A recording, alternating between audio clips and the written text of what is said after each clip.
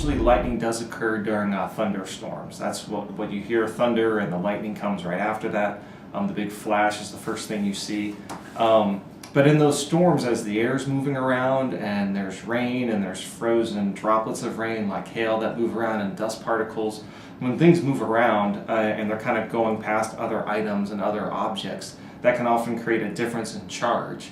And what happens is up in the sky, it either gets too positive or too negative up in the sky, and then the ground on the earth is a different or the opposite charge.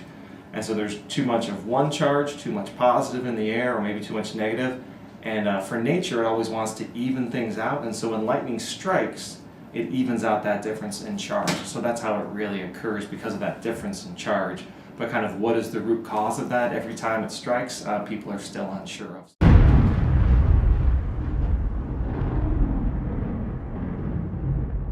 My job is to create the lightning that will be seen on stage, and we're going to use projections as part of that in cooperation with sound effects and light effects. I've tried doing lightning before in other shows, and it's by itself, it really doesn't grasp, the audience doesn't grasp it, and doesn't get the idea. However, when you combine those elements of a flashing light from the lights and that thunder that you hear so prominently with in a thunderstorm, it really becomes, when you see that bolt from the projections, it becomes real and it looks really real. One of the tools that he used as a safety piece, and is probably one of his more famous inventions that we still use today, is the lightning rod. And he invented that, which he would put up from like a chimney, a part of a building or a house, and then it would be up in the sky, and the other part would go down into the ground. And that's when lightning would strike that, because it was the furthest point up from the ground. And it would travel along that lightning rod, a lot of times made out of iron, some are made out of copper and other types of metals.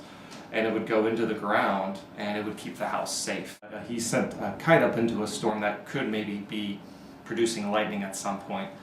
And he had a little key at the bottom of the string, and when the string was wet, the water would conduct some electricity, and off the end of the key could be a little bit of a charge that would come off. Not like a big lightning strike, but a little bit of electricity. And to gather that electricity, he used something else called a Leyden jar. And another name for a Leyden jar is a capacitor.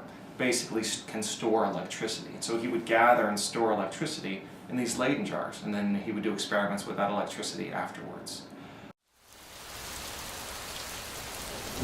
We have worked with Science City on making Leyden jars. They had incredible replicas of Ben Franklin's items that he used to make electricity. And so we are mimicking those by taking even plastic jars, like your parents' a flour jar at home, and we're putting fake lids on them for it, and then putting copper inside for them to be a conductor.